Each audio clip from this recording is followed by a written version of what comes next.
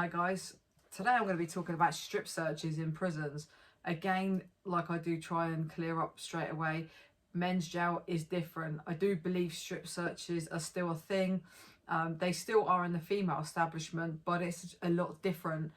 So when I went in years and years ago for like 11 days, I went into two different jails, and on the way in I was strip searched. When I got into the second jail, I was strip searched, and even on my release date I was strip searched.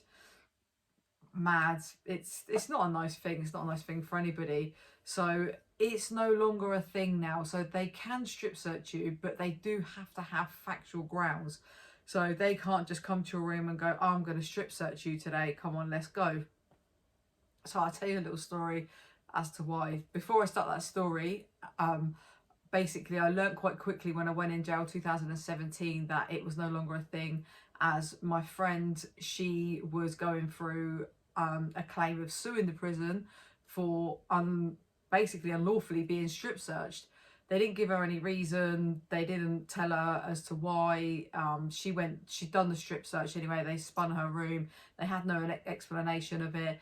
So then she obviously found out, because this happened before I got into prison, so obviously she found out that she could sue, and that was an ongoing thing that she had going on with her solicitor in the prison.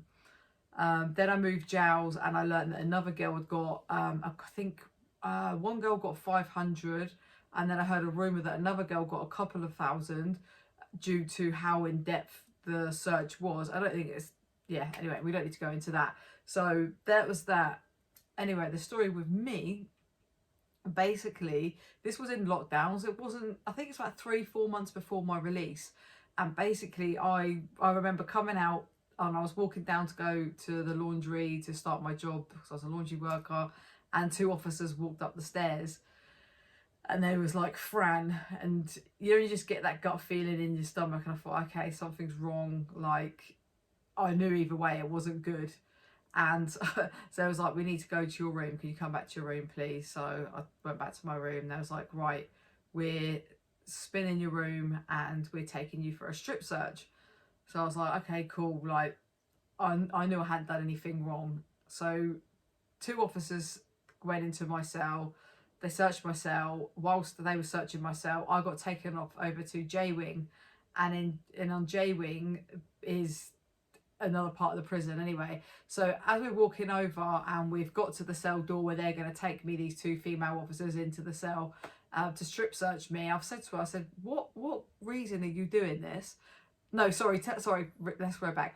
I said to her, are you actually strip searching me? She was like, yeah. And I said, what reason are you doing this?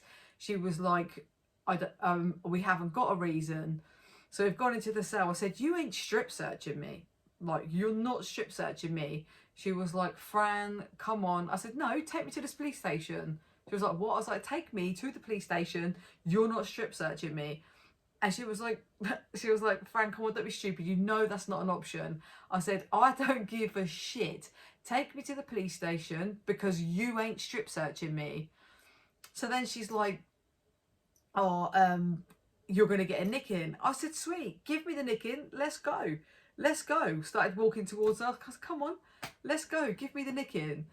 And then she was like, she tried to argue out with me for a bit, but I knew, obviously, I thought, this woman can't give me any reasons as to why she's spinning my cell. She's given me no reasons as to why she's strip searching me. It can't be for drugs because they would have got a dog. It can't be for a phone because they'd have taken me to the boss chair, which we call beat the boss chair. It's a big metal chair, so you sit on it to text if you've got a phone anywhere on your body. So I'm thinking, none of this makes sense. So I'm arguing with her, and I was like, let's go. Just give me a nicking. Like, it's fine. And then she turned around and went, oh, can you just strip down to your underwear? She was like, look, Fran, you can take one top half off, and then the bottom half, like, put your top half back on, and then whatever, vice versa. And I was like, so I haven't got a strip. She was like, no, just your underwear. I was like, okay, cool. So done what I had to do, and all I had to do was like pull the waistline out of my underwear, and that was it. And as I come back out the cell, and I said to her, I said, seriously, I said, what are you searching me for? And she was like, honestly, Fran, I've got no idea. She goes, all we were told is to come and take you, search you, and spin your room. So it just goes to pro. If I was an idiot, or if I didn't know all of these rules, I would have then strip searched in front of her, which is embarrassing. Because that's what I said to her. I said, I have to see you every day. Sorry, not every day. I said, I have to see you all the time. And she was like, no, you don't. She goes, friend, we hardly see each other. After that, every time it was time to collect dinner, literally, I would see her, or she'd be walking on our wing, our landing. It was mad. But I never ever found out why I got spun. I never got found out why they tried to strip search me. But also as well, when you are told, when you were supposed to have a strip search, the governor has to sign it off. So he has to authorise that. So it's on his head. So clearly there was no signature. They clearly thought I was a mug and that I was going to just drop my kit and they go, there you go, yes sir, no sir. Because I was a yes sir, no sir officer, I played the game. I kissed ass if I had to get my rottles, to get outside to see my family and stuff, you know, literally. So they just thought I would bow down to their rules, but not in a million years. So if you ever are in a situation where you are in a female establishment, just know. I mean, look, if you're selling drugs in there, or you've got a phone and you're known for it, people know you've got a phone, then you're more than likely going to have it signed off by the governor. They do have the authority to pin you down. They do have the authority to cut your clothes off, but only if it is signed off by a governor, and the governor will only sign it off if there is factual evidence. So i.e. it'll be more than one prisoner like putting intel on you. So but it couldn't be like me and my two best friends. It'd have to be like different people where you think, hold on, they couldn't all make this up, or a couple of different officers, because again, you know, it could be two pally officers putting in the same intel, because they know it's corrupt. They totally know, just through conversations I've even had with my friend Max when I was in there to a governor. And he's like, I know. He goes, and I know officers are corrupt. He said, I know officers treat prisoners wrong. He said, but without anyone coming to me and reporting it, he goes, there's nothing I can do. So even the governors know how corrupt prison is. They're probably, some of them are even corrupt. Who knows?